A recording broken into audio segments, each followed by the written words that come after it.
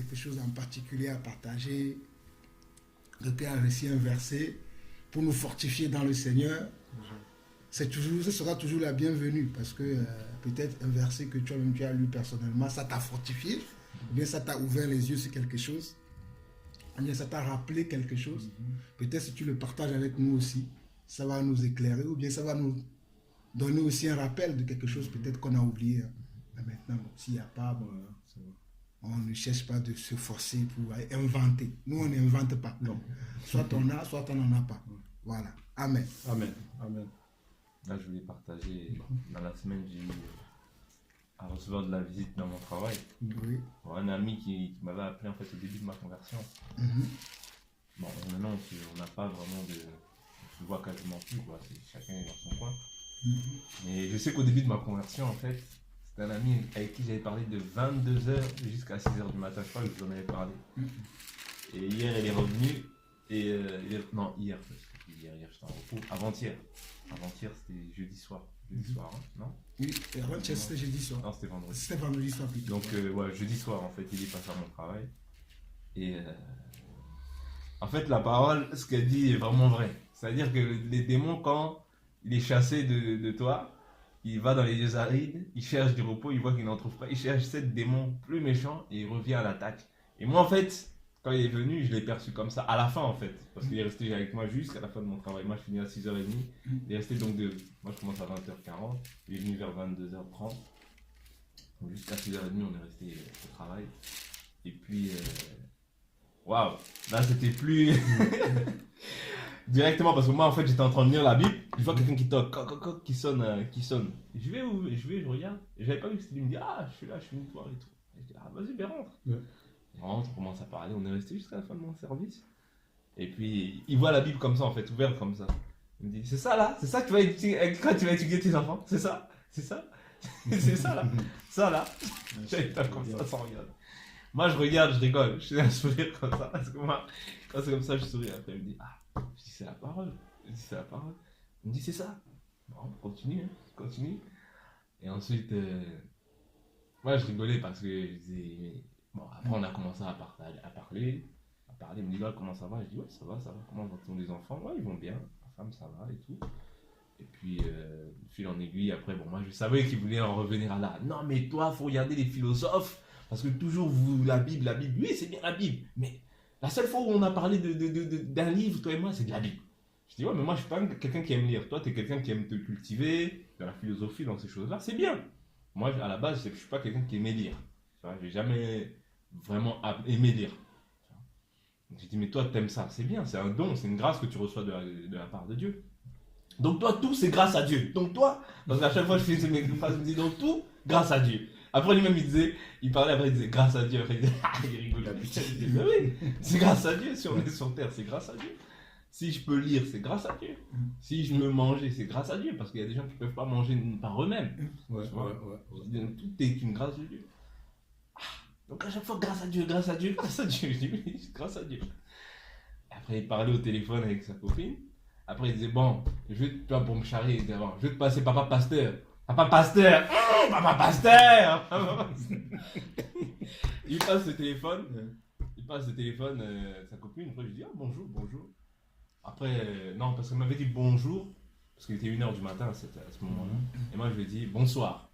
Après, elle me dit, oui, mais on est le jour, donc on dit bonjour. Je dis, bon, t'as raison. On va pas se disputer sur. Je dis, t'as raison. Si je veux pas chercher à avoir la raison, t'as raison. Elle me dit, oui, elle commence à me faire son truc. Je dis, ah, ok, d'accord. Moi, je commence à lui parler du Seigneur. Elle me dit, ah, t'es quoi, t'es catholique, t'es protestant? Après, je dis, non. Après, je lui dis que, bon, tu sais, Jésus n'est pas une religion, en fait. En fait, les gens ils nous ont égarés dans les religions. Mais quand tu vois les religions aujourd'hui, c'est la division. Je dis parce que tu vois, le protestant ne priera jamais avec le catholique ne priera jamais avec le luthérien ne priera pas avec le presbytérien ne priera pas avec l'orthodoxe, et vice-versa. Je dis, tu vois, Jésus n'est pas venu créer une religion, mais il est venu créer en sa personne la foi, et il est venu donner sa vie pour que les brebis aient la vie éternelle. Il est venu pour ça, il n'est pas venu pour créer un système religieux ou un système de séparation. Parce qu'il a dit déjà, aimez-vous les uns les autres. À cela, tous reconnaîtront que vous êtes mes disciples. Donc si j'aime mon frère comme moi-même, je fais déjà la volonté de Dieu. Je fais déjà la volonté de Dieu. Donc c'est pas... En fait, la religion, si tu vois, c'est plutôt même de la haine, je dirais. Je dirais plutôt même c'est de la haine. C'est l'autre ne priera pas avec l'autre. L'autre ne fera pas ça avec l'autre. Parce que l'autre est catholique. Parce que, limite, on ne veut pas se sentir. On s'accepte, mais on ne veut pas se fréquenter plus que ça. Je dis, donc la religion, c'est ça. Et après, je commence à lui parler du Seigneur. Après, il disait, ah! Bon, laisse-la. Donne-moi le téléphone. Je dis, non. Moi, je lui ai parlé. Je dis, au jour d'aujourd'hui, maintenant, bon, je lui ai parlé. Hein, j'ai dit, au jour d'aujourd'hui, peut-être que tu étais ignorante de cela. Mais au jour d'aujourd'hui, on dit que Dieu ne tient pas compte des temps d'ignorance. Mais au jour d'aujourd'hui, tu es consciente. Donc, si tu refuses Dieu, c'est que délibérément, tu as voulu fouler la volonté de Dieu, le plan de Dieu qu'il avait pour toi dans ta vie. Donc, en fait, là, tu deviens rebelle à la parole de Dieu. Tu n'es plus ignorante, tu es consciente, mais tu deviens rebelle à la parole de Dieu. Donc, c'est un choix. Dieu dit qu'il a mis la mort et la vie devant toi. Il te conseille de choisir la vie. Dieu ne t'oblige pas. Moi aussi, je ne t'obligerai pas à fréquenter tel endroit ou tel endroit. Mais sache que Dieu te demandera tes comptes parce que tu as entendu une fois au moins dans ta vie la parole. Après, ne parlez pas. On a parlé, parlez pas. Je dis, tu as entendu une fois au moins dans ta vie la parole. Donc, aujourd'hui, au jour d'aujourd'hui, tu dois faire un choix. Si peut-être on t'avait menti que c'était les religions, aujourd'hui, tu as appris que Dieu n'est pas une religion. Donc, au jour d'aujourd'hui, là, sache que tu es consciente maintenant. Elle me disait, merci. Tu vois, on dirait, j'ai senti qu'elle avait peur. Elle avait une forme de peur. Après, je dis, non, n'aie pas peur, tu vois. C'est ça, en fait. En fait, la parole de Dieu, c'est un choix. Tu fais un choix. Tu fais un choix. Et là, au jour d'aujourd'hui, tu dois faire un choix. Donc, elle me disait, ah, merci. En tout cas, j'ai senti que vraiment, de l'automne qu'elle était au début, oui, il n'est pas 1h, hein, on est le jour. Hein. Après, c'est tu. Je dis, bon. En tout cas, bonne soirée. Ça m'a fait plaisir de faire ta connaissance, même si c'est qu'au téléphone. On aura l'occasion de se voir par la grâce de Dieu. Ah! Mais toujours pas la grâce de Dieu, toujours pas la grâce. Donc si tu vois une personne, c'est toujours pas la grâce de Dieu. Je dis, non, c'est la grâce de Dieu, tu vois. Et après, on continue à parler. Et après, maintenant, bon, j'ai vu qu'il commençait encore à me parler. Mais vous, la Bible, toujours la Bible. Donc tout ce que tu fais, c'est par rapport à la Bible. Je dis, mais non. Après, il me dit, et tes enfants, comment tu vas les élever? Il me dit, je dis, mais je vais les élever je vais les orienter selon le Seigneur, selon les voies du Seigneur. Après, il me dit, moi en tout cas, je t'apprends pas mes enfants, tout ça. Je dis, non, moi je les t'apprends. S'ils font je lui dis, je préviens, mais après, je sévis. Il me dit, mais non. Après, tu lis la Bible. Je dis, mais c'est la Bible elle-même qui, la parole de Dieu elle-même, me dit que celui qui ne châtie pas son fils a de la haine contre son fils. Je dis, donc voilà, je ne peux pas aller. Et puis, moi, pour moi, c'est logique. C'est logique. Je dis, même quand je lisais pas la Bible, pour moi, je te dis une fois, 2 fois, la 3e fois, je veux sévir. Bah oui, parce que comment la personne va comprendre si tu es toujours... Si par exemple une personne dit des insultes, par exemple, a des paroles injurieuses de sa bouche, et toi tu le laisses, donc tu vas l'acclamer. Je dis, mais non, là tu es en train de le détruire, ton enfant. Tu n'es pas en train de le mener vers des voies qui sont bonnes. Après, bon, il s'est tu. Elle a dit, ah, c'est ton choix, en tout cas, moi je t'apprends pas mes enfants. Mais c'est ton choix. Tu élèves tes enfants à ma façon. Ta façon, j'élève mes enfants à ma façon. Et après, elle me dit, franchement, je sais pas hein, si c'est la Bible hein, qui t'a rendu comme ça, mais je sens une paix en toi. Je sens la paix dans ton esprit, je sais pas. Il a dit, t'étais pas comme ça avant, t'étais toujours nerveux, colérique. Mais je dis, je sais pas si c'est la Bible là, qui t'a rendu comme ça là, mais c'est dommage. Il me dit, c'est dommage. Et non, je te dis, il me dit ça. Il me dit, c'est dommage. Il me dit, c'est dommage que ce soit seulement par rapport à la Bible que tu sois comme ça. Que ton esprit, je le sens apaisé. Il me dit, toi, t'étais toujours là, tu courais gauche, droite, toujours dans la... Il me dit, je reste comme ça, hein, vraiment, il me regarde, il me dit, c'est dommage. Si c'est la Bible seulement qui t'a rendu comme ça, c'est dommage. Mais je sens que, je vois pas, hein. Il a dit, je sais pas, hein, mais je sens que Sandra, elle est heureuse. Il m'a dit, j'ai pas encore vu, mais il dit, je vois que, comment t'es là, Sandra, elle est heureuse. Et je dis, ah, c'est pas moi qui a parlé, hein. J'ai dit, peut-être c'est le Seigneur aussi, à ce moment-là, qui l'utilisait pour faire passer un message, tu vois. Et il me dit, je sens que ta fille, elle va être bien éduquée. Il m'a dit, je sais pas. Il m'a dit, je vois pas, mais je sens que ta fille là, elle va suivre un bon chemin. Et ça, lui, c'est la 2e personne qui me dit ça. Tu vois, mais qui ne sont pas dans le Seigneur. Hein. Les personnes qui ne sont pas dans le Seigneur. Il me dit, je sens que ta fille là, elle va être bien éduquée. Je sais pas, mais comment je vois ton esprit là, t'es trop apaisé. Je te parle, tout ça, mais tu te dis rien. Tu vois. Après, il me dit, après, au bout d'un moment, il a commencé à à passer au niveau supérieur, c'est là que moi je me suis dit, il a pas commencé à passer au niveau supérieur. Moi, ça dit, mais la Bible là, dont vous parlez, les Blancs sont venus nous coloniser avec ça. Les Blancs sont venus nous coloniser avec ça. Après, je dis, non. Dieu a créé la terre. Donc, Dieu, à la base, il est à la création de toutes choses. Si une personne l'invoque en esprit, en vérité, tu peux détruire un livre. Tu peux détruire un livre plutôt, mais tu peux pas détruire l'esprit. Tu peux pas détruire l'esprit. Parce que l'esprit, déjà, Dieu nous a créés et a mis un esprit de vie, un souffle de vie en nous. Tu peux pas détruire l'esprit de Dieu, le créateur de toutes choses. J'ai dit, en plus, on vous dit ça. Mais quand on lit la parole, on voit que le jour où l'esprit est venu, il y avait des juifs qui venaient, les juifs arabes, les juifs qui ont grandi dans les arabes, qui venaient adorer à Jérusalem. Donc, il y avait des gens de toutes les nations, des personnes de toutes les nations qui étaient là à la Pentecôte quand l'esprit est descendu sur les gens. Donc, j'ai dit, donc ça, c'était dans quelle année? C'était en quelle année? Si on regarde bien approximativement, c'est dans les années peut-être 40, 50 par là, tu vois.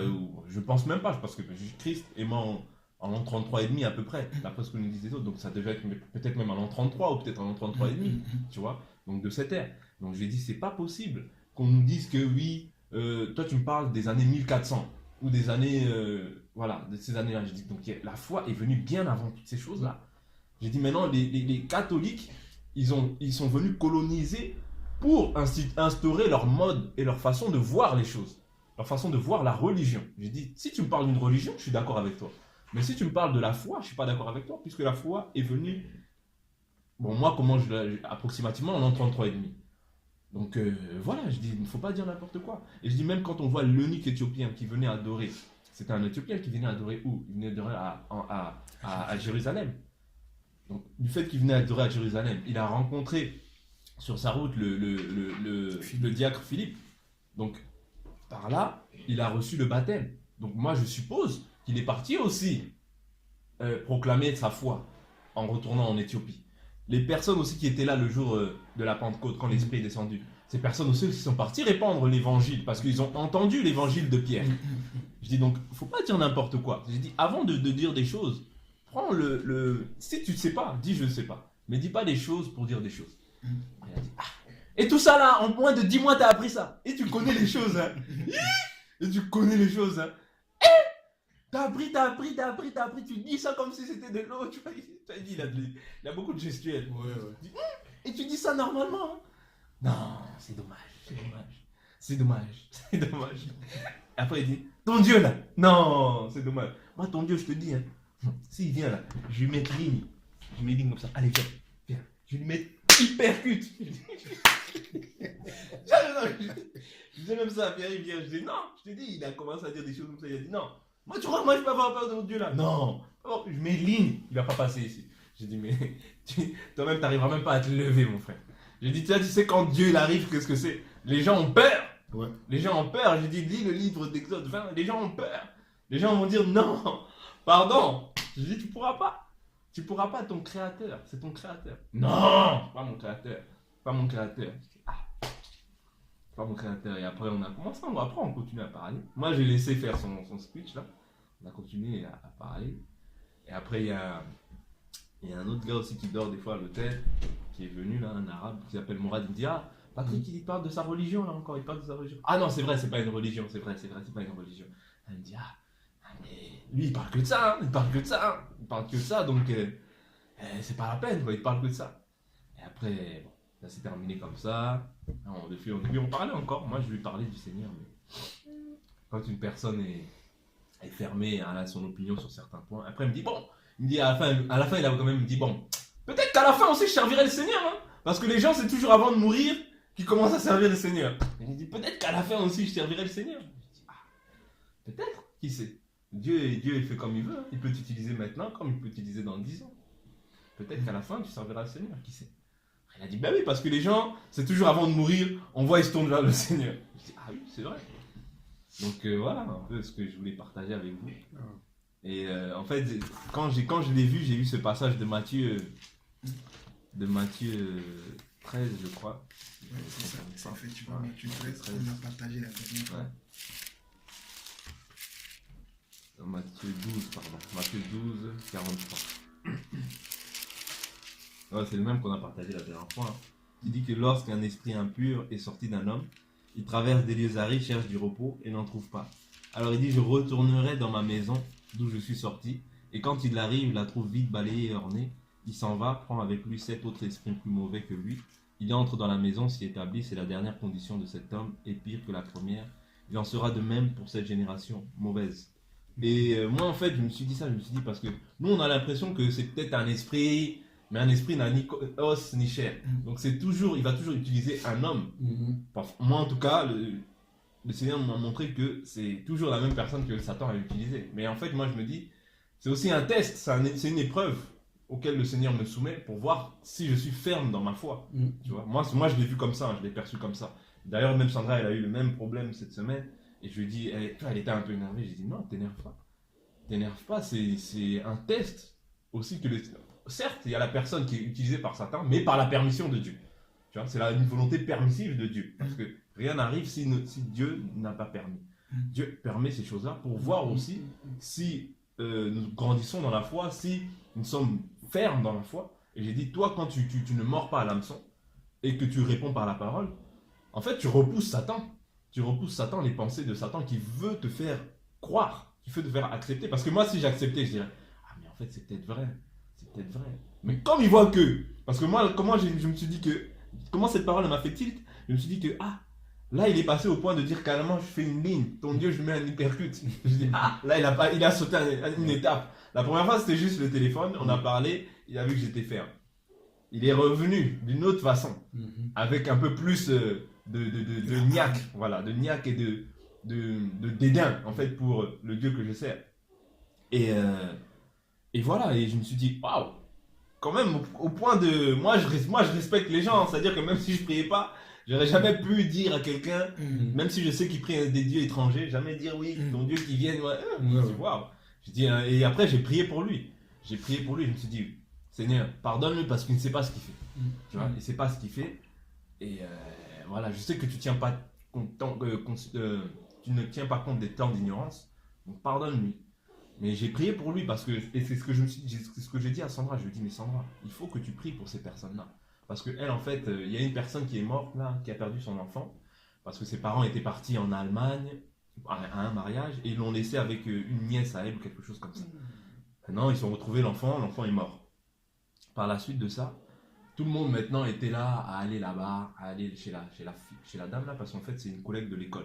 C'est une maman qui dépose son enfant à l'école et ils sont connus de fil en aiguille avec Sandra par là. Et du fait qu'elle ait perdu son enfant, maintenant tout le monde allait moi, j'ai dit à Sandra, non, on n'y va pas. Attends, demande au Seigneur déjà si c'est le moment pour que tu y ailles. N'y va pas parce que l'enfant est mort. J'ai dit, la personne t'aura le temps de la voir. Prie le Seigneur pour voir si c'est le moment pour que tu y ailles. N'y va pas parce que les gens ils sont dans leur hypocrisie, ils veulent tous aller montrer que oui, on est tous là, on est solidaires, matin, midi, soir, ils vont être avec la personne. J'ai dit, c'est pas ça. J'ai dit, toi, tu dois aller différemment que ces personnes-là. J'ai dit, toi, tu dois aller en tant qu'enfant du Seigneur. J'ai dit, oui, on doit pleurer avec ceux qui pleurent, se réjouir aussi avec ceux qui se réjouissent. C'est vrai. Mais ta manière de te comporter ou quand tu iras là-bas ne doit pas être pareille aux païens. Tu vois, elle ne doit pas être pareille. Elle ne doit pas être pareille. Eux, ils vont pleurer toute la journée, ils vont repartir comme ça. J'ai dit, toi, tu peux. Je dis pas que tu vas pas pleurer. Tu peux pleurer parce que ça va te rendre triste. Mais à la fin aussi, il faut que tu aies un message à lui annoncer.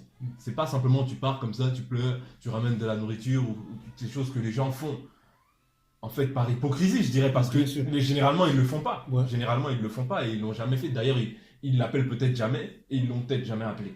Mais ce jour-là, ça va devenir comme si voilà, c'était leur meilleure amie. Et en fait, c'est ce qui s'est passé. C'est-à-dire que Sandra, le jour du deuil, le jour de l'enterrement, moi je dis non, va pas à l'enterrement. Moi je veux pas que tu es enceinte, va pas dans les enterrements. J'ai dit là-bas, si tu veux, tu peux trouver un jour où tu vas la voir, mais l'enterrement, n'y va pas. Tu vois, moi j'aime pas que ma femme aille dans les lieux comme ça quand elle est enceinte. Même si je sais qu'elle a le Seigneur en elle, mais je préfère pas. Et donc après, elle n'est pas partie. Et donc la fille, elle a dit, elle doit toujours demander l'autorisation à son mari. Parce que Sandra, elle a dit, bon, je vais demander d'abord à Patrick. Je vais attendre qu'il se lève. Comme ça, je vais lui demander. Elle a dit, attends, c'est une fille quand même qui a perdu son enfant. Donc, même pour ça, elle doit demander l'autorisation à son mari. Je dis, tu vois, ça, c'est l'hypocrisie qu'ils sont en train de faire. Parce que la personne a perdu son enfant. Est-ce que d'habitude, ils s'appellent, mais d'habitude, ils se croisent, ils se voient peut-être même pas. Mais aujourd'hui, comme elle a perdu son enfant, je dis pas que c'est triste, c'est triste. Même moi, si je perds mon enfant, je vais être triste. Mais je préférerais que les gens viennent me dire la vérité. J'ai dit parce que les gens qui ramènent de la nourriture, qui font ça, tout ça, peut-être qu'elle va dire, la fille qui est dans cette situation, elle va se dire c'est bien. Mais j'ai dit peut-être une seule parole qui vient de la part du Seigneur. Ça va peut-être vraiment, elle va peut-être prendre conscience de peut-être tous ces problèmes qui lui arrivent. Donc, je dis, prends le temps, avant d'y aller, n'y va pas comme ça.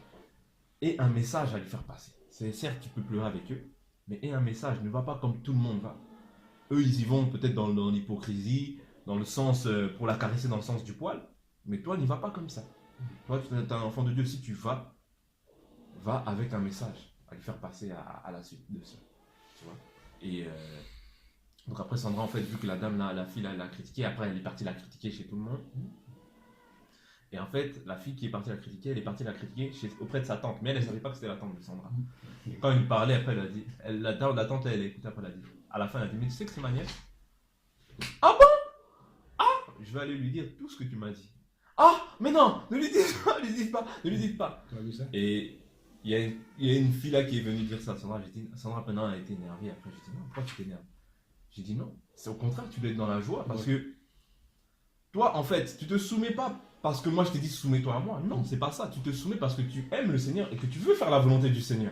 Donc naturellement, tu vas le faire. C'est comme moi. Si je t'aime davantage, si j'essaye de te câliner davantage, si j'essaye de faire ta volonté, c'est parce que le Seigneur me recommande d'aimer ma femme comme moi-même. Donc je dois pas voir mon intérêt, mais je dois voir ton intérêt. Tu vois? J'ai dit, c'est pas parce que toi tu vas me dire oui, aime-moi. Non. Je le fais bah, naturellement, oui. Mais puisque le Seigneur veut que je le fasse davantage, je dois le faire. Je dois me plier à ses exigences. Et en fait, je me soumets à la parole de Dieu, tout simplement. Donc, en fait, j'ai dit, si quelqu'un, par exemple, demain vient me dire, oui, mais toi, t'aimes trop ta femme. Bah, gloire à Dieu. Oui. Parce que je me rends compte que je suis en train d'accomplir la parole de Dieu. Tu vois. Et j'ai dit, donc, si toi, quelqu'un vient te dire, t'es trop soumise, gloire à Dieu, rends gloire à Dieu. En fait, c'est un test, c'est une épreuve aussi que le Seigneur te fait passer pour voir si réellement tu es soumise à sa parole. Et j'ai dit, par exemple, tu vois les personnes qui sont autour de toi, il y en a beaucoup qui se disent chrétiens. Et tu vois en fait qu'il y a une différence entre toi et eux. Ceux qui se disent, parce qu'il y a une fille qui dit, ouais, moi je suis chrétienne, mais pourquoi elle, comment dire, pourquoi elle n'est pas rejetée parmi les personnes qui vivent selon le monde? Ouais. Parce qu'elle se conforme. J'ai dit, elle se conforme. Parce que si elle ne se conformerait pas, on verrait la différence entre toi et elle. J'ai dit, d'ailleurs, dernièrement, tu n'as pas voulu frauder. Tu as payé ton ticket, la fille, t'a dit quoi? Ah, même pour aller juste à la Goya, là, tu ne fraudes pas. Oui. Mais Sandrine, elle le fait. Donc tu vois que elle qui dit qu'elle est chrétienne et toi qui... On est différents. J'ai dit parce que les enfants de rébellion doivent voir la lumière en nous. Doivent voir que notre discours il n'est pas pareil que le leur. Tu vois. J'ai dit, et à cela, tous reconnaîtront que nous sommes aussi les disciples du Seigneur. J'ai dit, quand nous serons différents, quand nous ne partagerons pas les mêmes opinions sur certains points, c'est à ce moment-là que l'amour du Seigneur pourra toucher leur cœur. Donc j'ai dit au contraire. Après elle a dit, ah moi je l'avais pas pris comme ça, moi je l'avais pris dans le sens, oui pourquoi une critique, pourquoi? J'ai dit non, là tu l'as pris selon la chair. Mais si, selon l'esprit, tu vas voir qu'en fait tu t'es soumis à la parole. Et en fait, c'est la parole qui vient trancher, tout simplement. Tu vois? Après, elle a dit, ah ouais, ça me rassure. J'ai dit, non, moi je suis content. Après, on était dans la joie, on a prié. J'étais vraiment content. J'ai dit, non, c'est bien, continue comme ça. Continue. J'ai dit, plus tu vas pratiquer, plus les gens vont s'éloigner. Plus tu vas pratiquer, plus les gens vont s'éloigner. Parce que c'est pas toi, mais c'est la lumière qui est en toi qui dérange. Après, elle était contente, elle aussi. Elle a dit, ah, vraiment, le Seigneur m'avait dit, parle à Patrick. Et par la pratique, tu vois, et après on a parlé pendant 1 heure du temps de ça. On a prié, on a chanté. J'étais vraiment bien, quoi. C'était vraiment bien. Et après, elle a compris qu'en fait, voilà, c'est en fait que la parole qui fait s'accomplir, en fait. La parole ne fait que s'accomplir dans sa vie. J'ai dit oui. J'ai dit parce que le Seigneur nous fait passer aussi des échelons. Il nous fait passer des échelons. Ça veut dire que toi, tu es là. Tu es au niveau 0 quand tu commences. Mais le Seigneur aussi nous dit que vous serez persécutés. Oui, si ce n'est pas physique, ça va être aussi par notre entourage. On va être persécuté, on va être rejeté. Le message que nous annonçons va être rejeté. Donc, Quand toi tu viens comme ça, et que tu dis non, moi je dois demander à mon mari, et que les gens te rejettent, les gens vont forcément rejeter ton message puisque eux, ils ont l'esprit de la rébellion. Tu vois, l'esprit de la rébellion va te dire, bah, attends, mais dans certains trucs, tu n'es pas obligé de demander. Or que toi, maintenant, vu que tu veux respecter la parole, en toute chose, tu vas demander. Tu vois, je dis, donc on va te rejeter. Ne cherche pas à être ami du monde, mais cherche à être ami du Seigneur. Tu vois. Après, elle a compris, elle-même, après, je voyais qu'elle avait une frustration. Et après, comme on en a parlé, elle a dit, j'ai dit, prie pour eux, pour que le Seigneur puisse leur ouvrir les yeux. Prie pour eux. Elle a dit, ah oui, parce que moi, j'étais dans la colère et tout. J'ai dit, non, il ne faut pas être dans la colère, il faut être dans la joie. Au contraire, quand on te rejette, c'est comme ça qu'on a traité les prophètes et les apôtres. Donc, quand on te rejette, sois dans la joie. Prie pour ces personnes-là pour que le Seigneur puisse les toucher et qu'ils puissent se repentir et revenir au Seigneur. Donc c'est ça que je voulais partager un peu avec vous. Parce que c'était vraiment, j'étais content. Elle me disait, mais pourquoi tu es content comme ça? Je disais, non. Je dis, je suis content parce que je vois en fait le Seigneur en fait est en train de porter du fruit aussi dans ta vie, tu vois. C'est pas simplement qu'on voit chez l'un, mais vu que toi et moi, on est censé quand même avancer, faire du chemin ensemble. C'est pas moi seul dans mon chemin et toi seul dans ton chemin. J'ai dit non, vu que tu es ma femme, on est censé faire du chemin ensemble. On est censé grandir ensemble dans le Seigneur. Donc, je suis content parce que je vois que tu mets la parole de Dieu en pratique et que ce message-là dérange ton entourage et que voilà, ça crée la division. Ça crée la division forcément et j'étais content. Ils ne comprenaient pas pourquoi j'étais content, mais moi après je chantais, je louais. Eux-mêmes ils ne comprenaient pas, ils disaient mais pourquoi t'es content? Je disais non, je sais pas, je suis content. Tu vois. Et donc voilà quoi. C'est bon. C'est un bon témoignage. Amen. C'est un bon et grand témoignage. D'ailleurs, je couperai ça là, je mettrai à part, ça ne va pas rentrer dans l'enseignement parce que c'est un grand témoignage et je suis dans la joie. Mais on va prier. On va prier pour ton ami là pour lequel tu as déjà prié. N'oubliez pas que la Bible dit prier sans cesse. Amen. On va prier pour lui, on va prier pour les copines de Sandra là, tous ceux là on va prier pour eux. Notre Dieu s'occupera d'eux. Alléluia. Amen. Que chacun prie selon ce que l'Esprit lui mettait à cœur. Okay. Amen. Seigneur notre Dieu, nous savons que tu es avec nous parce que là où 2 ou 3 sont réunis en ton nom, tu es au milieu d'eux. Nous savons selon ta parole que tu ne désires pas la mort du méchant, mais tu désires que le méchant se répande, Seigneur Dieu. C'est pour cela que, Seigneur Dieu, je viens devant ton trône de grâce maintenant avec les âmes de toutes ces personnes que nous avons entendu parler tout à l'heure dans le témoignage de notre frère Patrick. Je pense à son ami qui est venu dans son lieu de travail. Je pense à cette dame qui a perdu sa fille. Je pense à ses copines de Sandra qui l'ont critiqué, qui ont même mal parlé, qui ont eu des murmures à son encontre lorsqu'elle a dit qu'elle va demander à son mari l'autorisation si elle peut sortir ou pas. Seigneur Dieu, je sais que beaucoup parmi ces personnes, et peut-être la plupart, ne t'ont même pas donné leur vie encore. Nous prions, Seigneur Dieu, que tu puisses leur pardonner leurs péchés, que tu puisses les toucher, Papa, de la même manière que tu nous as touchés à nous, Seigneur Dieu. Alléluia. Et qu'aujourd'hui, nous marchons selon ta parole, nous marchons selon tes principes. Nous ne marchons plus selon les principes de ce monde, selon les principes élémentaires de ce monde, mais nous marchons selon ta parole. Nous prions, Seigneur Dieu, que tu puisses les sauver, que tu puisses les libérer de cet esprit de ce monde, Papa. Seigneur, sauve-les chacun d'entre eux, Papa. Sauve chacun d'entre elles, Seigneur Dieu. Surtout, Seigneur Dieu, ceux-là qui ont le cœur endurci. Surtout, Seigneur Dieu, ceux-là qui se moquent de toi. Oh Père, pardonne-leur car ils ne savent pas ce qu'ils font. Amen. Nous prions dans le nom de Jésus, Papa, que tu puisses, Seigneur Dieu, fléchir leur cœur devant toi. Que tu puisses fléchir leur cœur devant toi. Car ta parole dit que tout genou fléchira et que tout langue confessera que tu es Seigneur, Papa. Seigneur, que cet homme qui est venu dans le boulot de mon frère Patrick puisse fléchir son genou devant toi et confesser que toi, tu es la vérité. Tu es le chemin et que tu es la vie éternelle, Papa. Seigneur, je prie dans le nom de Jésus que tu envoies des anges à leur domicile respectives, papa, afin que ces gens puissent leur prêcher l'évangile, Seigneur Dieu. Si tu as pu, Seigneur Dieu, enlever Philippe pour parler à l'unique Éthiopien, ta main n'est pas trop courte aujourd'hui pour agir dans la vie de ces personnes. Nous ne désirons pas leur mort, mais nous désirons leur vie, afin que tu puisses te révéler à eux, papa. Seigneur, gloire à toi, parce que tu vas te révéler à ces personnes, et que ces personnes vont refuser maintenant le monde, ils vont refuser maintenant Satan, et ils vont t'accepter toi, le seul vrai Dieu, l'unique Dieu. C'est au nom de Jésus-Christ que j'ai ainsi prié. Amen. Amen. Amen, Amen. Allez, gloire à Dieu. Merci Seigneur parce que tu permets encore que nous puissions nous édifier parmi les frères. Seigneur, que ton nom seul soit glorifié. Seigneur, viens prendre, Seigneur Dieu, le contrôle de nos vies. Viens, Seigneur Dieu, nous aider, Seigneur Dieu, à persévérer. Qu'en tout temps, Seigneur Dieu, ton nom soit glorifié. Seigneur, même face à l'adversité, Seigneur Dieu, que nul, Seigneur Dieu, ne fléchisse les genoux. Mais que tous nous puissions confesser le nom de notre Seigneur et Sauveur Jésus-Christ. Parce que nous savons que nous sommes plus que vainqueurs par celui qui nous a aimés. Nous savons, Seigneur Dieu, que tu nous as mis à part, Seigneur Dieu. Oh Seigneur, pour pouvoir te glorifier, pour pouvoir élever ton saint nom. Nous savons que nous sommes ressuscités, Seigneur Dieu, avec toi dans les lieux célestes. Et tu nous dis dans ta parole que si vous êtes ressuscités dans les lieux célestes en Christ, cherchez les choses d'en haut, Père éternel. Cherchez les choses d'en haut, Seigneur Dieu. C'est pourquoi, aide-nous, Seigneur Dieu, à mieux te connaître, pour mieux parler de toi, Seigneur Dieu.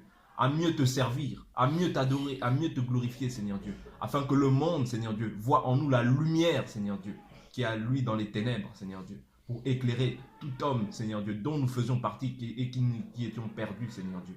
Merci parce que tu nous as sauvés. Merci parce que tu as mis en nous ton esprit. Merci, Seigneur Dieu, parce que tu as permis qu'aujourd'hui nous soyons des lumières, des petites sentinelles dans le Seigneur. Nous prions, Seigneur Dieu, pour nos frères et sœurs. Nous prions, Seigneur Dieu, pour tous ceux qui ont entendu cet évangile, Seigneur Dieu. Cet évangile, Seigneur Dieu, qui a été donné au travers des apôtres, Seigneur Dieu, qui a été propagé dans le monde, Seigneur Dieu. Nous prions, Seigneur Dieu, pour qu'ils puissent, pour que tu puisses, Seigneur Dieu, visiter mon frère Christopher, mon ami Christopher, Seigneur Dieu, qui vit, Seigneur Dieu, encore dans le désordre dans le monde, Seigneur Dieu. Père, je prie pour lui afin qu'il puisse se repentir, Seigneur Dieu. Je prie, Seigneur Dieu, que tu ne tiennes pas compte, Seigneur Dieu, de toutes ces choses, Seigneur Dieu, qu'il a proférées contre toi. Tous les blasphèmes qu'il a dit à ton égard, Seigneur Dieu. S'il est encore possible, Seigneur Dieu, sauve-le et arrache-le des griffes du malin, Seigneur Dieu. Pour qu'il vienne te servir et qu'il vienne proclamer ton saint nom, Père éternel. Pour qu'il vienne élever ton nom, Seigneur Dieu. Ô Père éternel, Dieu de grâce. Je prie aussi pour toutes les copines de Sandra, toutes celles qui vivent dans le désordre, toutes celles qui vivent en étant conduites par l'esprit de la rébellion, Père éternel, pour qu'ils puissent se repentir, Seigneur Dieu, et venir à toi, Père éternel. Ne leur impute pas, Seigneur Dieu, toutes ces mauvaises paroles qu'elles ont proférées, Seigneur Dieu, envers Sandra ou envers moi, Seigneur Dieu. Je laisse tout entre tes saintes mains, Père éternel, pour que tu puisses les visiter, Seigneur Dieu, et qu'elles puissent, Seigneur Dieu, confesser que Jésus seul est Seigneur, Père éternel. Que ton nom seul soit glorifié, Seigneur Dieu. Conduis-nous aussi à travers ce culte, Seigneur Dieu. Que ce ne soit pas un culte fait par la chair, mais conduit par l'Esprit, Seigneur Dieu. Père, nous remettons tout entre tes mains, au nom de Jésus. Amen. Amen. Amen. Amen. Avant de continuer, j'aimerais juste lire un verset qui parle un peu de ce que tu as dit. Et je suis très content, je suis très content pour le discernement que Dieu fait augmenter dans la vie de chacun d'entre nous. Surtout spécialement dans la vie de toi, Patrick. C'est très important. Le discernement grandit, c'est bien. Parce que le discernement, c'est ce qui manque. Je crois que c'est le frère Alain qui partageait cela avec nous quand on était en Belgique la semaine dernière. Il nous disait que Dieu puisse nous faire augmenter le discernement. Et il a insisté dessus. Je ne sais pas si vous vous rappelez. Le frère Alain, il est encore là aujourd'hui. Il insistait dessus que notre foi et notre discernement augmentent. La plupart du temps, nous pensons que quand Satan va venir agir dans notre vie, nous pensons que nous allons voir selon ce que le monde nous montre, nous allons voir une personne avec des cornes sur la tête, avec une queue en fourchette ou avec des mains en fourchette. Nous pensons que c'est ce que nous allons voir. Mais malheureusement, ce n'est pas ce que nous voyons. Ou bien peut-être heureusement pour nous. Moi, je vais vous dire simplement que quand le diable va venir, il va venir dans la forme d'une belle créature. Et il va avoir même des paroles tellement sage, mielleuse devant toi. Mais si tu n'as pas le discernement du Seigneur, tu vas croire que peut-être c'est Dieu qui te parle. Mais c'est Satan qui te parle. Je vais confirmer ce que je suis en train de dire. Lisons Matthieu chapitre 16. Et je bénis le Seigneur pour ce discernement qu'il t'a donné. Alléluia. Lorsque tu étais avec ton ami Christopher, qui a été conduit par le malin, et je le confirme, il était conduit par le malin. Tu as pu discerner que toi-même, en parlant de Matthieu chapitre 12, et qui parle de comment, quand on chasse un démon dans la vie de quelqu'un, que ce démon revient en cherchant, en cherchant 7 démons plus forts que lui pour vouloir venir encore t'encombrer. Mais gloire à Dieu que tu as été ferme. Que le Seigneur soit béni. Amen. Donc, on nous dit que, on nous dit dans Matthieu chapitre 16, bon, on peut lire déjà à partir du verset, on peut lire à partir du verset 6. Jésus leur dit, gardez-vous avec soin du levain des pharisiens et des sadducéens. Les disciples raisonnaient en eux-mêmes et disaient, c'est parce que nous n'avons pas pris de pain. Regardez, hein? Jésus dit, gardez-vous du levain des pharisiens. Mais les disciples ils comprenaient autre chose. Et il dit, c'est parce que nous n'avons pas pris du pain. Bon, il continue. Jésus l'ayant su dit, pourquoi raisonnez-vous en vous-même, gens de peu de foi, sur le fait que vous n'avez pas pris de pain? Êtes-vous encore sans intelligence et ne vous rappelez-vous plus les 5 pains des 5000 hommes et combien de paniers vous avez emportés, ni les 7 pains des 4000 hommes et combien de corbeilles vous avez emportés? Comment ne comprenez-vous pas que ce n'est pas au sujet de pain que je vous ai parlé? Comment ne comprenez-vous pas que ce n'est pas au sujet du pain que je vous dis, gardez-vous du levain des pharisiens? Parce que les disciples à ce moment-là manquaient quoi? De discernement. Parce que les disciples à ce moment précis de Jésus était en train de leur parler des pharisiens, du pharisianisme, de la religion, de la religiosité. Eux, ils étaient là à penser qu'à ça, alors que ce n'est pas de ça que Jésus parlait. Parce qu'il manquait quoi? Il manquait de discernement. Jésus continue. Gardez-vous du levain des pharisiens et des sadducéens. Verset 12. Alors ils comprirent. C'est parce que Jésus, quand il a dit au verset 11, quand Jésus s'est offusqué, il a dit, comment ne comprenez-vous pas que ce n'est pas au sujet du pain que je vous ai parlé? Il a fallu que Jésus dise cette phrase-là, pour qu'il puisse se réveiller et dire, ah, au fait, il ne nous parle pas du pain. Il ne nous parle pas du levain avec lequel on fabrique le pain. Mais il nous parle de l'enseignement des pharisiens. Alors au verset 12, on va nous dire, alors il comprit que ce n'était pas du levain du pain qu'il avait dit de se garder, mais de l'enseignement des pharisiens et des sadducéens. Vous voyez que lorsque nous n'avons pas le discernement, nous allons prendre ça. Si Patrick manquait de discernement, quand le monsieur est venu à commencer, ah, tu ne jures que par la Bible, il va se commencer à dire, ah, peut-être finalement, il faut que j'arrête un peu avec la Bible. Il faut que je sois un peu philosophe. Mais il a compris que non, lui, c'est dans la Bible qu'il doit tirer tout. Et voyez comment la personne a ramené la chose. Il a commencé à dire, ah, mais tu ne jures que par la Bible maintenant. Regarde, tu es même là avec la Bible. Mais si mon frère n'était pas dans le discernement, il va dire, oui, c'est vrai. Et là, lui, il aura réussi son coup. Et ce qui va suivre derrière, ça va détruire sa foi. C'est-à-dire, là, il a cherché une porte.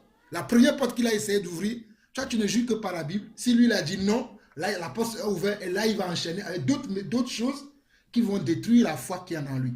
Mais le fait qu'il a dit que je jure pas que la Bible, là, déjà, il est coincé. Lui-même, il est coincé. Il va chercher d'autres échappatoires pour pouvoir arriver, mais il est coincé. Par quel chemin je vais passer maintenant? Son programme va changer. Il cherche. Par quel moyen il va essayer de pouvoir avoir le frère, mais... Et après, il dit, c'est dommage. Parce qu'il est déçu. Effectivement, c'est dommage. Parce qu'il ne peut pas aller plus loin que ça. Parce que mon frère, comme il a dit, il tient ferme. Mais tout ça dépend de quoi? Du discernement. Je prie que le Seigneur nous augmente, à chacun d'entre nous, notre discernement, pour que nous puissions comprendre. Nous allons rester ici toujours dans Matthieu 16, parce qu'il y a beaucoup de choses à apprendre dans ce Matthieu 16-là. Et le discernement va nous aider, nous, en tant qu'enfants de Dieu, de savoir ce qui est de Dieu et ce qui n'est pas de Dieu. Le discernement va nous aider à savoir quand est-ce qu'il faut agir et quand est-ce qu'il ne faut pas agir. Lorsque lui, il faisait les choses, on va dire que même il a été au niveau que moi j'appelle le non-retour selon la chair. Parce que moi, avant, quand j'étais dans la chair, je pensais qu'il était spirituel. Si tu viens parler de mon Dieu devant comme ça, moi je vais commencer à parler pour te prouver que j'ai un Dieu. Mais ça, c'était la chair. Parce que des fois, on peut faire même des choses dans la chair, pensant qu'on est spirituel. Non, tu n'es pas spirituel, tu es dans la chair. Mais je bénis le Seigneur que mon frère, à ce moment-là, il a été spirituel. Parce qu'il n'est pas rentré dans le jeu. Oui, pourquoi tu parles de mon Dieu comme ça? Pour que ça devienne une guerre. Ben, il a gardé son calme. Vous savez, lorsqu'on a venu attraper Jésus le jour où Jésus devait mourir, Jésus a gardé son calme. Ce jour-là, même Pierre était agité. Il avait coupé l'oreille de quelqu'un. Jésus a remis à sa place. Parce que Jésus savait qui il était. Et nous devons savoir qui nous sommes. Ce n'est pas parce que quelqu'un se moque de notre Dieu. Ce n'est pas parce que quelqu'un insulte notre Dieu que Dieu ne l'entend pas. J'ai l'habitude de dire que le jour où on a crucifié Jésus à la croix, Dieu était encore Dieu. Mais il a laissé faire parce qu'il avait un plan B. Que Satan ne connaissait pas. Mais lui, il avait un plan B. Lorsque le monsieur a été devant Patrick, qu'il parlait, qu'il faisait tout ça là, Dieu écoutait. Mais Dieu a laissé. Parce que Dieu a toujours un plan. Et c'est nous qui devons comment nous calquer, nous dupliquer dans le plan de Dieu pour ne pas aller commettre des choses après que nous-mêmes nous allons regretter. Donc que Dieu fasse augmenter en nous, à chacun d'entre nous, son intelligence, sa sagesse et surtout, son amour et garder sa paix. Et finalement, lui-même il a dit que je vois en toi que tu as une paix que tu n'en avais pas avant. C'est un témoignage. Parce que ce témoignage ne vient pas de nous qui sommes ici, mais vient de quelqu'un qui est de l'extérieur. C'est pour ça que la Bible dit que toi-même ne te glorifie pas avec ta bouche, mais que les autres te glorifient. Alléluia. Là, ce n'est pas parce que Patrick qui a dit que non, je suis maintenant en paix. C'est lui qui a vu en lui qu'il était en paix parce qu'il connaissait Patrick avant. Il sait que le Patrick qu'il connaissait avant, il vient lui parler comme ça, même sans parler de Dieu. On peut parler des choses naturelles de la vie, qui vient lui parler comme ça. Ça aurait pu partir vraiment dans des proportions pas possibles. Ouais. Mais le frère a gardé son calme, il souriait même. Et ça l'a déstabilisé. Et on dit que le silence, c'est le livre de Proverbes qui dit ça. Il dit une réponse douce apaise la colère. Dans le livre de Proverbes, on parle de ça. Il dit, quelqu'un qui vient avec toi avec de la colère, quand toi tu le réponds avec la douceur, il va se calmer. Mais si toi aussi tu réponds avec de la colère, vous savez, c'est comme si c'est deux feux qui vont s'embraser. Et bon, ça va prendre encore feu. Ouais. Mais s'il vient avec un feu, toi tu prends de l'eau, tu jettes sur le feu, ça va faire quoi? Ça va l'éteindre, ça va le calmer. Et je bénis le Seigneur Alléluia. Pour ce que Dieu a fait dans la vie de notre frère, que cela nous sert toujours de témoignage, que nous puissions grandir encore dans notre caractère. Que des fois, même si nous savons, laissons les gens comme si nous ne savons pas, que les gens se moquent de notre Dieu. Restons calmes, Dieu écoute. Si nous pouvons prier comme le frère a fait, prions pour ces gens parce qu'ils ne savent pas ce qu'ils font. Prions pour eux. Je bénis le Seigneur. Je disais, lorsqu'on était en Belgique, quand on va quitter Belgique là, je bénis le Seigneur parce que ça commence déjà à se voir. Je dis, quand on va quitter Belgique, notre vie ne sera plus pareille parce que nous rentrons dans un autre niveau de notre foi avec Dieu, dans une autre, comment je peux dire, oui, effectivement, on rentre dans un autre niveau, on va rentrer dans une autre atmosphère avec Dieu. Et si nous-mêmes nous sommes dans le discernement, nous allons voir que nous ne sommes plus les personnes que nous étions avant, parce que Dieu a préparé ce temps lorsque nous étions avec nos sœurs amies pour nous équiper aussi, pour nous faire. Et quand nous étions là-bas, croyez-moi, on a parlé de beaucoup de choses. C'est vrai qu'on avait enregistré quelques messages, mais il y a certains messages que certainement le Seigneur n'a pas permis qu'on partage avec les autres, parce que je veux que chacun fasse son expérience avec Dieu. Mais croyez-moi, quand on était là-bas, on a partagé beaucoup de choses. Notamment même le verset que le frère... Peut-être c'est ces rappels-là qui ont fait que... le frère a dit, maintenant je ne suis pas n'importe qui, je ne vais pas faire ceci, je ne vais pas faire cela, parce qu'on en a parlé là-bas. On a parlé du jugement, on a parlé de beaucoup de choses là-bas. Mais Dieu a fait que nous puissions comprendre. Maintenant, je reviens sur le fait que Satan n'aura pas une queue avec fourchette, des mains avec fourchette. Regardons, mais toujours dans Matthieu chapitre 16, à partir du verset 21. Parce que Jésus, à ce moment-là, avait reçu une parole qui était pour Jésus une parole qui ne venait pas de Dieu, mais qui venait de Satan. Donc si nous pensons que lorsque Satan va venir devant nous, il sera en habit noir ou en habit rouge, parce que souvent les gens ils représentent Satan, soit dans un habit noir ou un habit rouge, ou bien avec des cornes sur la tête, ou des mains en fourchette, ou une queue en fourchette. Mais regardez ce qui se passe ici dans la parole. Verset 21. Dès lors, Jésus commença à faire connaître à ses disciples qu'il fallait qu'il aille à Jérusalem, qu'il souffre beaucoup de la part des anciens, des principaux sacrificateurs et des scribes, qu'il soit mis à mort et qu'il ressuscite le 3e jour. Pierre, l'ayant pris à part, se mit à les reprendre et dit: mon frère Patrick, ce que tu viens de subir là, c'est la même chose que Jésus a subi. Ton ami a quitté sa maison, tu étais dans ton travail. Il sait que dans ton travail, puisque tu es dans l'hôtellerie, tu travailles souvent de nuit, il sait que c'est le moment où il peut venir te parler seul à seul, où personne ne va les déranger, ne va vous déranger. Il vient, il arrive le jour là, il voit, malheureusement pour lui, tu étais encore en train de méditer la Bible. Et c'est pour ça que le Seigneur nous dit que ce livre-là ne s'éloigne point de notre bouche, médite la nuit et jour. C'est ainsi que tu réussiras dans toutes tes entreprises. Alléluia. Et quand il est arrivé, malheureusement pour lui, tu avais encore les regards plongés dans la lumière parfaite. Alors lisons. Pierre, l'ayant pris à part, se mit à le reprendre et dit: à Dieu ne plaise, Seigneur, cela ne t'arrivera pas. Est-ce que c'est Satan qui est venu dire ça à Jésus? Non. Est-ce Oui, que oui, c'est... oui, Satan. C'est Satan. Amen. Non, c'est Pierre, mais c'est Satan qui est venu lui dire. Est-ce que c'est quelqu'un qui est venu avec une corde? Non. Non. Est-ce que c'est quelqu'un qui est venu avec des bras? Non. Un habit bizarre? Non. Non, c'est quelqu'un que Jésus connaissait, avec qui Jésus mangeait, buvait. Et vous comprenez pourquoi des fois je vous dis que ce n'est pas tout le monde qui se dit chrétien que moi j'accepte comme ça parce qu'il dit qu'il est chrétien. Parce qu'il y a chrétien dans chrétien. D'ailleurs, je n'aime pas le mot chrétien, je préfère le mot disciple. Et ce n'est pas tout le monde qui vient me dire: ah oui, moi je connais le Seigneur. Non, tu connais le Seigneur, je veux voir comment. C'est par rapport à tes attitudes, ton comportement, ta manière de faire, que je saurai que si tu connais vraiment le Dieu que je dis que je connais, c'est vraiment par rapport à tes attitudes que je saurai. Alors Jésus va lui répondre en Matthieu 23, en Matthieu chapitre 16, chapitre 23. Mais Jésus se tournant, dit à Pierre: arrière de moi, Satan, tu mets en scandale, car tes pensées ne sont pas les pensées de Dieu, mais celles comment? Des hommes. Des hommes. Et nous tous, nous savons aujourd'hui que les hommes ont délibérément décidé de ne pas accepter les pensées de Dieu, mais d'accepter les pensées des hommes. Comme j'ai l'habitude de dire, on dit: ah, Dieu nous a créés. Non, nous sommes créés par des singes. C'est les hommes qui ont dit ça. Ah oui, nous sommes la créature de Dieu. Oh non, nous ne sommes pas la créature de Dieu, nous sommes la créature de nos parents. Qui a créé tes parents? N'est-ce pas Dieu? Ah oui, le monde a été créé par Dieu. Non, le monde est le résultat d'un tohu-bohu. Pour moi, c'est faux, parce que le monde n'est pas le résultat d'un tohu-bohu. Mais le monde a été créé par quelqu'un. Ces pensées-là, ce sont les pensées de qui? De ceux-là que le monde appelle sages. Et lorsque nous allons parler, on va dire: nous sommes fous.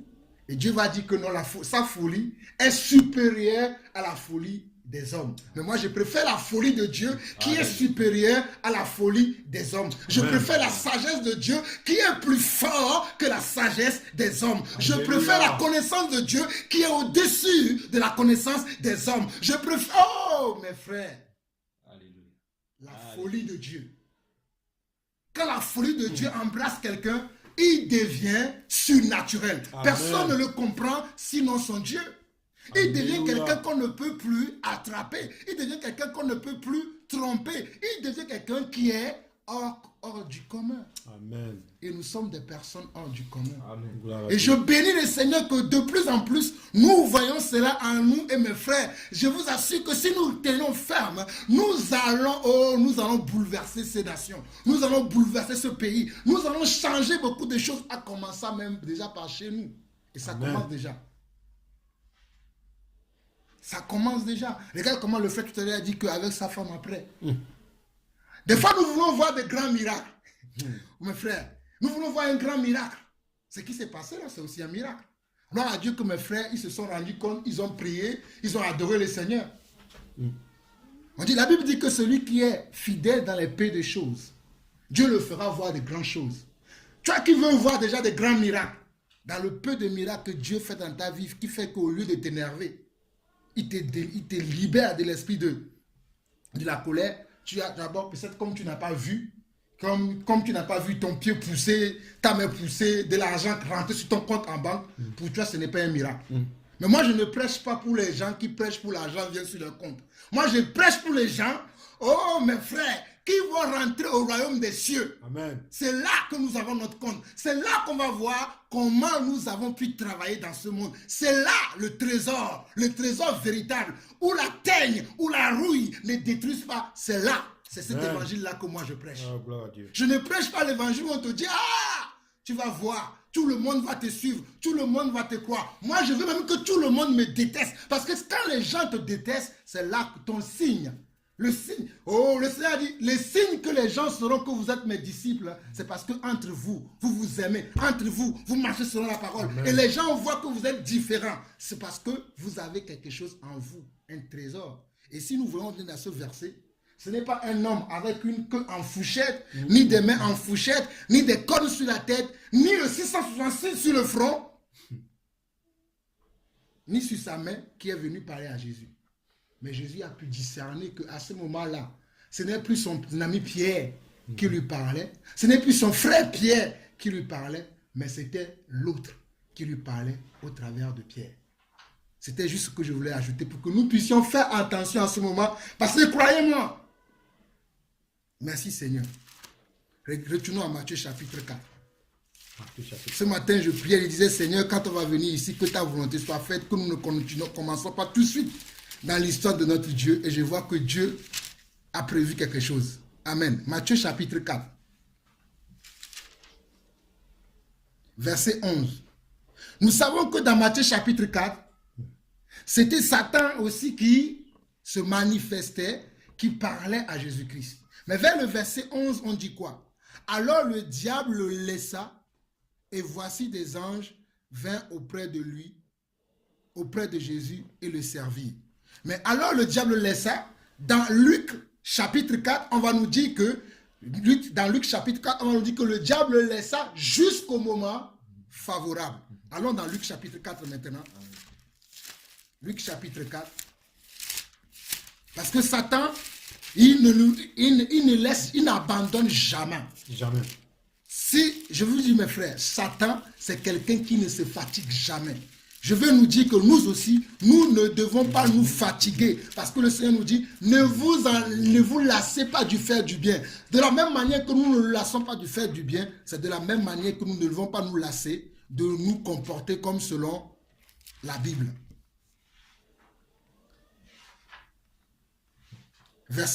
Luc chapitre 4, verset 13 dit, après l'avoir tenté de toutes ses manières, le diable s'éloigna de lui jusqu'au moment favorable.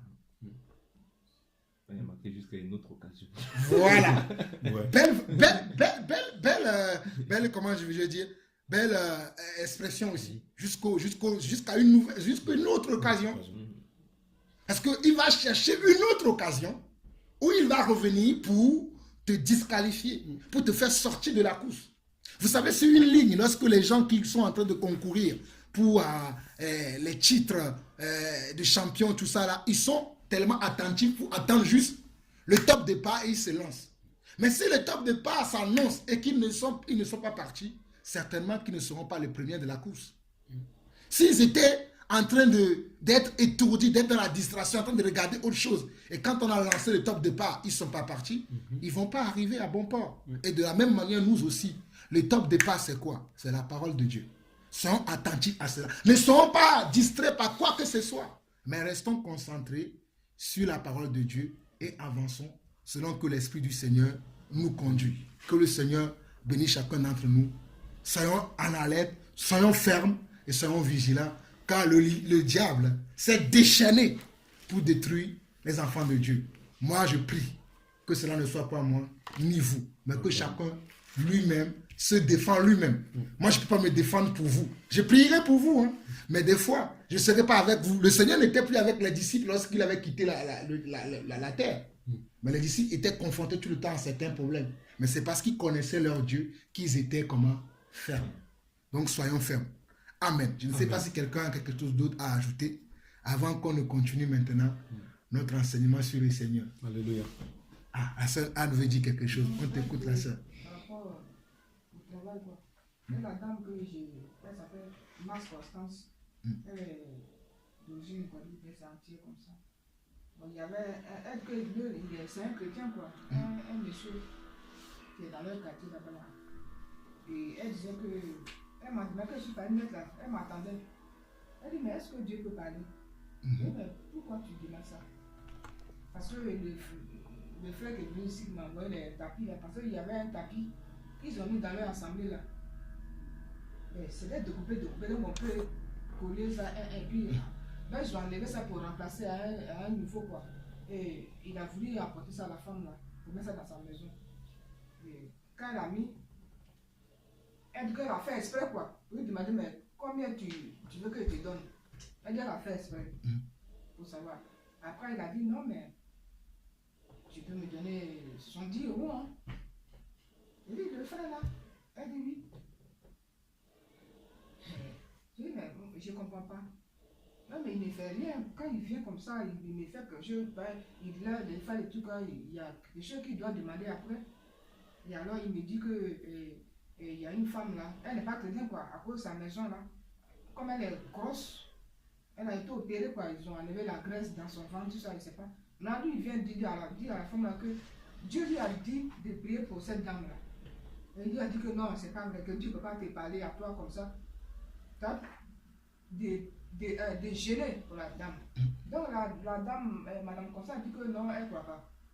Que Dieu ne lui a pas parlé, mais il ment. Il dit, ah, moi je ne sais pas. Mais ça, dans la Bible, Dieu aussi parle souvent aussi. Dieu peut te parler, Dieu ne peut pas te parler. Mais s'il dit que Dieu lui a parlé, et que ce n'est pas vrai, ça n'engage que lui va rendre compte au Seigneur. Mais il faut croire à ce qu'il t'a dit. Elle dit non, non, je ne crois pas. Lui qui me soutient l'argent, quand je ne lui ai rien demandé, il dit qu'il est chrétien. Puis il me demande tout l'argent. Il dit, ah, moi, je ne sais pas. Donc, on était dans ce temps. Il dit, ah, si je viens ici un jour, je vais étudier ça. Comment elle ne comprend pas que Dieu peut parler? Dieu a dit que Dieu parle. Mais elle dit, non, non. Qu'un frère, il se dit frère. Comment lui, donc ça lui fait mal, quoi. Quand il travaille, puis il demande. Je dis, mais bon. Elle dit, mais lui, moi, je lui ai demandé, j'ai fait exprès. Donc, lui, il pouvait me dire, non. Non, non, il faut garder ton argent. Moi, je le fais avec amour, avec un bon cœur. Voilà. Maintenant, toi, si tu voulais, tu pourrais lui donner ce que tu veux. Mais il ne t'a pas demandé, mais s'il disait ça, tu pourrais lui donner ce que tu veux. Il t'a demandé, moi, il ne sait pas. Si on peut demander ou on ne peut pas demander. Ça, il voulait dire. Oui, amen. Et ce que tu dis, c'est important. Et ça rejoint toujours ce qu'on disait tout à l'heure, que le caractère du chrétien. Combien de fois je n'ai pas été chez Pierre-Yves, lui-même il est présent aujourd'hui. Et des fois il m'a proposé de l'argent. Lui-même il est là, il m'a proposé de l'argent plusieurs fois. Je lui ai dit non, que moi je travaille pour Dieu. C'est Dieu qui paye. Tout ce que je dois avoir, c'est Dieu qui paye. Maintenant c'est différent, hein. Comprenez, il y a des fois où le frère, des fois il dit, ah, par exemple quand on veut acheter des Bibles, il se prononce que je veux aussi participer. Ça c'est sa participation, ça je prends parce que tout le monde participe. Mais quand je viens chez lui, peut-être je viens prier avec lui. Je l'aide à faire quelque chose et qu'il veut me donner de l'argent, à chaque fois je lui ai toujours dit non. Pourquoi je dis ça? C'est pas, des fois même je manque d'argent, hein. Mais quand je viens, on me propose, je dis non parce que je fais confiance à Dieu, que Dieu pourvoira à mes besoins. Ça, je l'ai appris avec l'apôtre Paul. Ce que je suis en train de vous dire là. Je l'ai appris et Dieu Dieu s'est toujours souvenu de moi. Dieu m'a toujours aidé et je sais que Dieu va m'aider.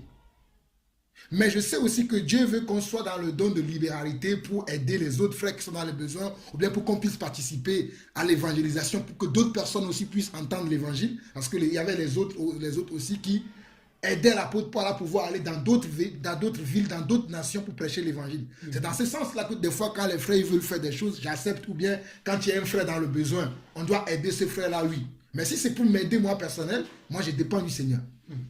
Je ne dépends pas des hommes. Et ça, c'est ce qui manque aux chrétiens aujourd'hui. On veut toujours... Bon, ce n'est pas mauvais qu'un homme, parce que la Bible dit aussi que celui qui enseigne doit vivre de l'enseignement. Ce n'est pas mauvais qu'on donne de l'argent à un serviteur de Dieu. Mais un serviteur de Dieu qui fait quelque chose et tout de suite derrière, il attend qu'on lui paye, il ne travaille pas pour Dieu, il travaille pour son ventre. Parce que normalement, un serviteur de Dieu qui travaille pour Dieu, il fait les choses et il attend que c'est Dieu qui va le bénir. Je me rappelle un jour même, j'avais reçu une amende. Parce que j'étais parti, le jour-là, je devais partir avec Pierre-Yves. Je ne sais pas ce qui s'est passé. Il a été un peu découragé, j'étais parti tout seul. Et c'est le jour où j'ai été arrêté à la gare. J'étais avec mon fils David. J'ai été arrêté et j'ai reçu une amende de 90 €. Le frère n'était pas là. Après, j'ai payé l'amende. Le lendemain ou 2 jours plus tard, je suis revenu vers le frère. Il m'a fait un chèque. Il m'a dit, ah, je suis tellement mal, je devais aller avec toi, je ne suis pas allé avec toi, laisse-moi au moins payer l'amende. Devant lui, j'ai déchiré le chèque. J'ai dit, moi, j'ai déjà payé là, le même jour. Quand on m'a donné l'amende, le même jour, j'ai payé. Et quand je suis rentré chez moi, j'ai prié même, comme Patrick dit. J'étais dans la joie ce jour-là.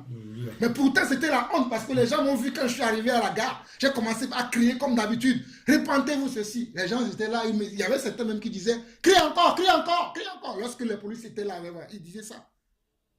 Mais je ne répondais pas. Comme j'étais comme Patrick, j'étais là parce que je sais que c'est normal.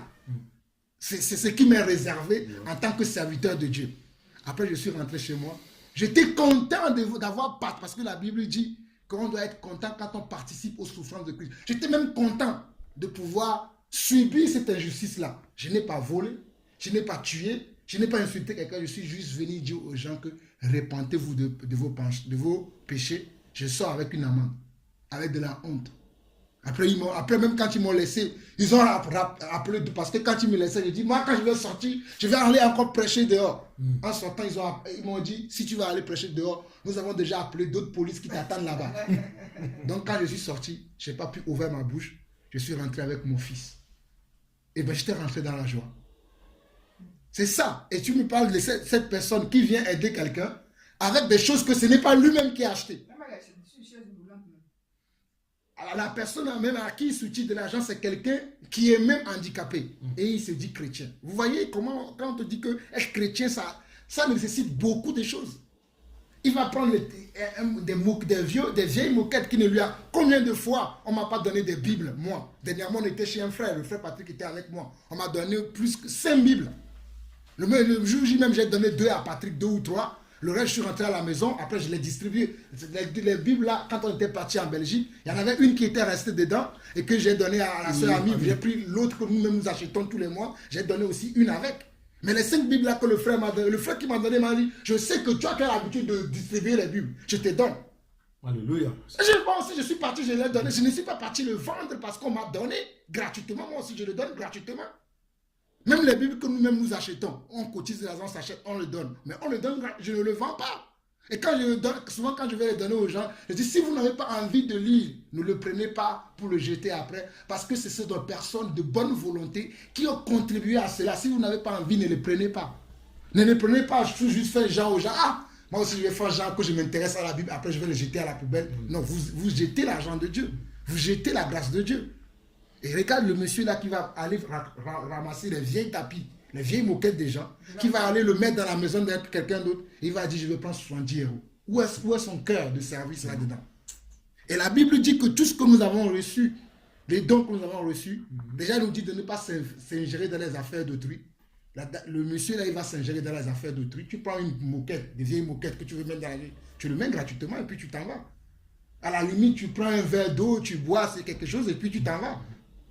Non, maintenant, ce n'est pas mauvais si la personne lui-même, si c'est la dame lui-même qui dit maintenant, de bon cœur, bon, je veux te donner et qu'il prend, là, je ne jugerai pas le frère. Mais le fait que c'est lui qui dit que je veux prendre 70 €, là, je ne suis pas d'accord avec ça. Si c'est la dame même qui dit, bon, malgré que tu m'as fait tout ça là, moi, je ne veux pas te laisser partir comme ça, je te donne quand même 50 €, 20 €, et qu'il le prend, il n'a pas demandé, on lui a donné. Il est libre de le prendre, il est libre de le refuser, parce que chacun a son niveau de foi. Mais le fait que c'est lui qui réclame quelque chose qui ne lui appartient pas, que lui-même il a appris gratuitement, il vient mettre dans la maison de quelqu'un à qui même il parle de la parole. Et la personne, tu as vu? La personne même t'a dit que j'ai fait ça. Comment? Exprès pour voir s'il allait dire quelque chose. Et il est tombé comment? Dans le piège. Du diable. Et c'est comme ça Elle que... est catholique, hein. Ah Elle est oui, catholique. oui, oui, voilà. Souvent, je lui parle de Jésus. Et puis un peu, on parle. Voilà. C'est grave. Il augmente encore les choses. C'est grave. Et tu vois que maintenant, quand il va dire à cette personne-là que Dieu m'a parlé, c'est pour ça que la Bible dit, hein, Matthieu chapitre 18, malheur à celui par qui le scandale arrive dans le corps du Christ. Il aurait fallu pour cette personne de parce que la Bible dit que si c'est ton œil qui est pour toi une occasion de chute, coupe-le. Cela ne veut pas dire que si tu dois couper ton œil, ça veut dire que si tu as un problème avec l'amour de l'argent, tu dois te débarrasser de cela avant de vouloir servir Dieu. Mais frère, je suis en train de... Moi, avant de servir Dieu, je savais que j'avais un problème. Non seulement avec l'amour de la gloire, l'amour de l'argent, l'amour des femmes. Je vous parle de moi, je ne vous mens pas. Moi, j'aimais beaucoup les femmes. Lorsque j'étais dans le monde, je pouvais sortir avec 3 femmes par semaine, sans être dérangé. Mais quand je suis venu dans le Seigneur, je suis allé au pied de la croix et dit, Seigneur, est-ce que je vais aller dans la maison des femmes? Je veux parler à des femmes. Je veux que tu me libères de cet esprit-là. Parce que je ne veux pas aller dire à quelqu'un, Jésus t'aime. Et derrière, envoyer un autre texto, moi aussi je t'aime. Il y aura confusion. Est-ce que c'est Jésus qui aime la personne ou c'est moi? Il y aura une confusion. Donc, Seigneur, aidez-moi. Je ne sais pas si ce que je dis, vous comprenez. Au départ, c'était difficile pour moi. Mais au fur et à mesure que je continue à prier, et des fois, quand j'arrive quelque part, que cette tentation m'arrive, je dis au Seigneur, je t'ai dit, souviens-toi que j'étais... Mais des fois, je me parle. Hein. Je dis, Seigneur, souviens-toi que je t'ai dit que je ne veux pas ça. Garde-moi de cela. Mais on n'arrive pas à se maîtriser. L'apôtre Paul l'a dit. Hein. C'est à nous de se maîtriser. C'est pas Dieu qui va... Non, c'est à nous-mêmes de se maîtriser à nous-mêmes. Dire non, ça, je ne veux pas. Ça ne veut pas dire que des fois, je vais dans une... Par exemple, c'était hier, j'étais parti chez ma tante. D'ailleurs, ma tante, le seul de ma famille qui croit que je suis quelqu'un dans le Seigneur. Je vais chez elle, il y avait plein d'argent sur son bureau. Moi, je viens pour les aider pour réparer leur voiture. Si j'étais quelqu'un de voleur, le montant d'argent qui est là-bas, il ne sait même pas. Parce que j'ai vu que son mari est rentré après, il lui demande, ah, l'argent, il me dit, je ne sais même pas, regarde là-bas. Si j'étais un voleur, j'allais prendre. Parce qu'il y avait des billets de 50, il y avait des billets de 20, je pouvais prendre. Mais j'ai vu l'argent, ça ne m'a fait ni chaud, ni froid. Parce que je sais que Dieu m'a délivré. Mais si c'était moi avant, dans quelques années, dès que je suis arrivé, j'allais même rester à côté de l'argent, j'allais prendre un peu pour mettre dans ma poche. Et c'est comme ça qu'aujourd'hui, les gens se disent qu'ils sont chrétiens, mais ils n'ont pas le caractère de Christ en eux. Ils n'ont pas la vie de Dieu en eux. Et quand ils vont parler de Dieu à quelqu'un, la personne va... C'est que lui-même va être un obstacle pour l'évangile qu'il va prêcher. Parce qu'il ne vit pas ce qu'il dit. Et ça va se voir. Lorsque quelqu'un parle, ce qu'il dit ne le vit pas, croyez-moi. Il est vide. Hein. Il est vide et ça se voit. Oui. Que, lui, il dit ça là, mais c'est ce qu'il dit là, moi je ne crois pas. Ça se voit. Mais il y en a certains qui arrivent à être un peu plus malignes. Mais au fil des années, ça finit par se savoir que cette personne-là qui a essayé de cacher son péché, qui a essayé de casser ses vices là, on finit par le voir que, il nous a menti, il nous a trompés. Donc, que tout ce que nous partageons nous-mêmes aujourd'hui là, nous ne sommes pas encore arrivés parce que la Bible dit, je parle pour moi aussi, hein, que celui qui est debout prenne garde de ne pas tomber. Parce que ce n'est pas parce que nous sommes debout aujourd'hui que personne ne nous a encore attrapés. Peut-être personne n'a pas encore attrapé Jean-Paul Lawson en train de voler quelque part, en train de coucher avec la femme de quelqu'un. Tu peux te permettre de donner des leçons à des gens, mais prends garde qu'un jour, qu'on ne te trouve pas en train de faire cela. Parce que le jour où on va te trouver, mon frère, ça va être grave pour toi. Ah oui, quand on parle comme ça, là, les gens écoutent. Hein? Mais ça fait malin parce que... Voilà. Il attend ça. Il attend ça. Il est là. Voilà. Il est là. Il Donc, attend ça. que nous prenons garde, parce que la Bible dit que si quelqu'un même trouve son frère dans le péché et qu'il enlève de ce péché, que toi-même tu prends garde de ne pas tomber dans ces péchés-là. C'est écrit dans le livre de Corinthiens que si tu trouves ton frère dans un péché, tu le remets que toi-même tu prennes garde de ne pas tomber. C'est pour ça qu'il dit que tout ce que nous partageons ce matin-là, selon l'expérience que chacun d'entre nous avons fait, que cela nous réconforte, que cela nous sert d'exemple, de modèle, à savoir que, il y a des gens qui nous attendent. Ouais. Des gens de nos familles à qui nous avons prêché l'évangile, qui veulent juste trouver une occasion pour dire, tu vois là, Alain, tu nous as dit, regarde ce que tu fais. Comment tu... C'est comme l'apôtre Paul a repris Pierre. Il a trouvé Pierre en train de voir de l'hypocrisie dans Galates chapitre 4. Vous connaissez l'histoire, Galates chapitre 4 ou Galates chapitre 3, où Pierre a où Paul a repris Pierre. Parce que Pierre avait de l'hypocrisie, il mangeait avec les païens. C'est comme moi. Moi, vous pouvez me voir un jour, moi je mange avec tout le monde. Je mange avec les musulmans, je mange avec tout le monde. Moi, je n'ai pas de différence parmi les gens. Je peux manger avec toi, mais je sais qui je suis. Parce que tu ne vas pas me dire après, bon, on a fini de manger, allons danser en boîte. Je dis, ah, j'aime bien la boîte, mais restons au manger. Vas-y tout seul. Parce que je sais qui je suis. Je sais que ma place n'est pas là-bas. Donc, lui, il mangeait avec les païens. Il voit Paul arriver. Il voit les autres chrétiens, les autres frères arriver. Il fait semblant comme s'il n'était pas avec eux. Et beaucoup de chrétiens, ils font ça. Il y a même certaines personnes qui me connaissent. Peut-être le jour, il va être en train de me parler. Il va dire non, il ne faut pas que les gens me voient avec Jean-Paul. Parce qu'ils vont dire, ah, s'il parle avec Jean-Paul, lui aussi, il est comme lui. Il va essayer de se croire. Ça, c'est la hypocrisie. Et Paul avait repris Pierre pour ça. Pierre n'a pas commencé à dire, oh non, mais tu sais, Pierre, il n'a pas commencé à justifier. Il a accepté. Et c'est ça le problème de beaucoup de chrétiens aujourd'hui. On n'aime pas qu'on nous... On va dire, oui, l'amour couvre... On n'aime plus les reproches. Dès qu'on fait une reproche, oh oui, mais tu me juges, tu fais ceci, tu fais cela. Alors que tout cela contribue à comment? À ton salut. Tout cela contribue comment? Pour que tu changes. Un homme spirituel doit accepter aussi comment? Les reproches. Jésus lui-même, il avait reproché tout le temps aux disciples. Mais aujourd'hui, le problème, c'est qu'on n'aime pas qu'on nous reproche. Dès qu'on va nous reprocher quelque chose, on pense qu'on est déjà arrivé. On sait tout, que personne ne peut rien nous dire. On veut tellement justifier. Oh non, mais si j'ai fait ça, on veut commencer alors que ce n'est pas ça. On t'a trouvé en erreur. Dis, ah, mon frère, franchement, que Dieu te bénisse, prie pour moi. Et si tu peux même, prions tout de suite. L'affaire sera finie. Mais quand tu rentres dans le oui, je sais ceci là, c'est l'orgueil. Et la Bible dit que comment? L'humilité précède l'orgueil précède la chute. Et les orgueilleux n'hériteront pas le royaume de Dieu. Que celui qui a des oreilles pour entendre. Je ne sais pas si quelqu'un d'autre a quelque chose à ajouter. Ouais, moi aussi, j'avais eu ce même problème aussi. Non, mais attends. Où il a dit que la femme, Dieu lui a parlé de prier pour elle. Là. Ma soeur, toi-même, tu l'as dit, ça peut être vrai. Ça peut être faux. Comme ça peut être faux. Maintenant, ça peut être vrai parce que Dieu parle à tout le monde. Dieu a parlé Patrick par l'intermédiaire de son ami Christopher qui dit qu'il voit la paix en lui. Et ça a confirmé la paix dans le frère de... Mais c'est que nous devons faire attention, c'est que Dieu utilise n'importe qui. Mais si on est des chrétiens, on ne fait pas attention. Lorsque Dieu va vouloir nous utiliser, nos gens ne vont pas prendre au sérieux. C'est pour ça que Paul a dit à Pierre, lorsque Pierre, nous pouvons lire ce passage pour que tu puisses comprendre bien. Il dit, tu cherches à ce que... Hey, le français. C'est pas ma langue, excusez-moi, j'essaie de le parler. Il a dit, toi qui veux que ces personnes-là puissent judaïser comme toi, si tu te comportes comme ça, comment arriveras-tu à pouvoir les changer? C'est la même chose. Ce monsieur-là a dit à la dame que Dieu lui a parlé. Mais son comportement qu'il fait que la dame ne croit pas au message qu'il a. Oui. Tu comprends ce que je veux dire? Oui, son comportement fait que le message qu'il a, ça peut être... Parce que moi, je ne sais pas, je n'étais pas avec eux, je ne sais pas dans quelles circonstances Dieu l'a parlé. Mais son comportement qu'il avait fait que la dame ne croit pas au message qu'il a, alors que peut-être le message, ça vient de Dieu. C'est pour ça que la Bible dit que faisons attention de ne pas être un scandale. Parce que son comportement, c'est le comportement, ce n'est pas la personne.